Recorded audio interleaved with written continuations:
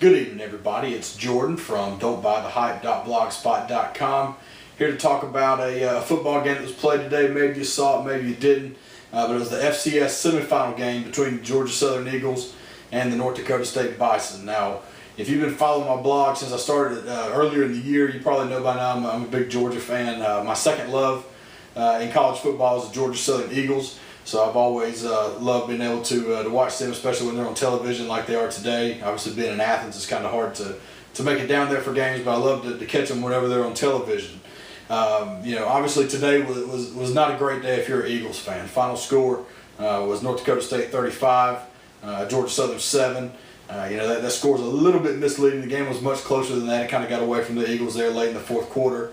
But all in all, I thought the story of the game today, obviously as it is for any game with a high magnitude, is turnovers. The turnover battle determines so much of who wins and loses in college football. The Eagles today were -3 in turnovers, had a couple of big ones early on, turned the ball over inside their own 20, giving North Dakota State an easy 7. Later in the game, going in to tie it up early in the third quarter, J.J. Wilcox catches a pass, is going down inside the 5, ball gets stripped and recovered by North Dakota State. Two big plays that took 7 off the board for Georgia Southern, and then one gave North Dakota 7 points. You can't turn the football over if you want to win ball games, especially when you get deep into the playoffs, no matter what league or level you're playing in. Obviously, when you're playing great teams at the end of the season, you got to play clean ball games. Obviously, Georgia Southern did not do that today. This was by far the lowest point total of the season for the Eagles. They only put up 7 points. That's been the lowest in a good few years, especially running the option. I thought North Dakota did a great job defending the option today. Obviously, to stop an option game, you really want to stop it phase by phase, and you want to stop it inside out. You really want to kind of manhandle the A and the B gaps against an option football team. I thought North Dakota State did that. There's really a couple of ways you can win the inside game. One is just by sheer strength. If you go back and look at the Georgia Tech football game from last month, you'll notice the interior guys in that 3-4 just wore Georgia Tech's offensive line out. They're beating blocks and stuffing things from the inside. North Dakota State took a little bit different approach today. They were able to stop a lot of the interior game using numbers. All right, they were able to send linebackers in, play with 4 down linemen. They were able to kind of beat or stop the inside game based on numbers. When that happens in the inside game, your midline game, the dive phase of the triple option, when that stops, you really have to win the game on the edge.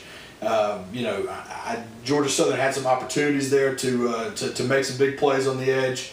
In terms of watching the game today, I thought the perimeter blocking was a little bit substandard. Give a lot of credit to North Dakota State for that. They were able to skate off a lot of those cut blocks on the edge and at least hold their ground to stop guys that make tackles.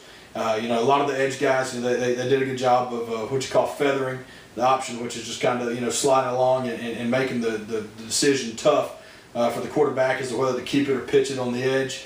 And that allowed the perimeter guys, especially your safeties and outside linebackers, to run into the alley and make some big hits, some big tackles there for short games.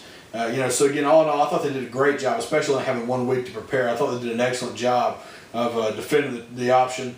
But again, people like to talk about how much different the option is, and it really is offensively, just simply because you're not blocking. Whenever you run a triple option play, you're not blocking 2 guys play side, which is pretty foreign to a lot of football offensive concepts. That's really the only difference. When it comes down to it, really, you got to block guys.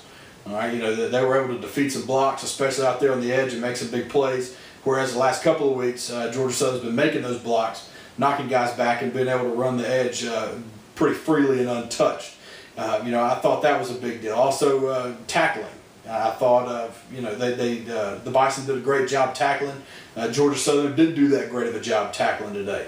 There were a lot of plays where they could have had 2 and 3 yard gains, letting guys spin off, turn those into 7 and 8 yard gains. If teams are able to run the football like that on you, it's going to be awful hard to win, especially when you're turning the football over as the Eagles did today. So, all in all, I thought that North Dakota State had a great game plan. Obviously, they stuffed the middle with personnel and then allowed their outside guys to run free in the alley and make plays. They did a great job of getting off blocks, especially on the edge. Their interior linemen did a good job of holding up offensive linemen, not allowing them to get to their linebackers so the linebackers could flow. I was kind of surprised. I thought from Southern we may see a little bit more misdirection. There was a couple of times I can think of one, maybe two times the counter option was run in the game. One time though, it was run pretty effectively. I'm trying to think if there's another one. I can only remember one vividly. Georgia Southern did run a counter trap a couple of times. Just missed some blocks on those plays. If you go back and look those up, they were kind of early in the game. I thought we may see a reverse as well at some point in the game, or maybe a reverse pass. A little bit of trickeration there. Obviously didn't get to see that. We actually did, though. North Dakota State ran a reverse to their wide receiver, Big 81, and he took it in and scored there late in the first half. But all in all, I thought North Dakota State had a great game plan. They executed it. They beat blocks. That's how, any defense, that's how you stop folks. You stop folks by beating blocks and tackling, and that's what they did. For Georgia Southern, it's been a great season. Being able to get to the semifinals again, going 11-3 again is a great year. Obviously progress is being made. A better record than last year. SoCon champs for the first time since 2004. There's a lot to be proud of and a lot to look forward to as an Eagles fan. As we look forward to next year, obviously there'll be some guys moving on, but you'll still have some big time players that are going to be stepping up and growing just a year older in the system. So I'm definitely looking forward to next year. I think it's going to be another great year for Eagles football. A bittersweet day today. Obviously, it's great to make it to the semifinals, but the ultimate goal is Frisco. Wish it was still Chattanooga. I don't know who messed that up. Chattanooga should still be hosting the national championship, but that's a different story for a different day. But all in all, again, a great season by the Eagles. Coach Monken's got the team moving forward. There's no doubt in my mind that they'll be back next year. They'll be hungry and looking to advance to at least the national championship game, and hopefully, as is the goal every year, to win a national championship. So 2011 season, 11-3 record, had some great wins. Had a couple of games where they played poorly and it really cost them. Today was one of those. But going to be a great year, and looking forward to see Coach Monken and how he takes his team and moves forward in his tenure here at Georgia Southern. So again, great season by the Eagles. Love you guys. Don't buy the hype. Have a great night.